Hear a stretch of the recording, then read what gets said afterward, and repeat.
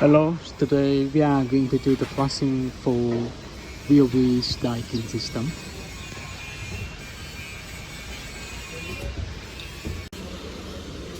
Today I would like to introduce about the flushing step.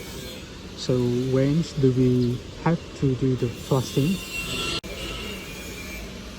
We do the flushing when the Cooper Pi installation almost done.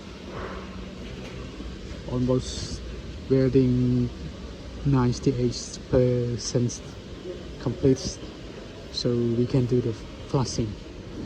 We do flushing after we do the high pressure test for the pre-test. Pre-test, it means that we test the pressure without connections to the FCU or ODUs,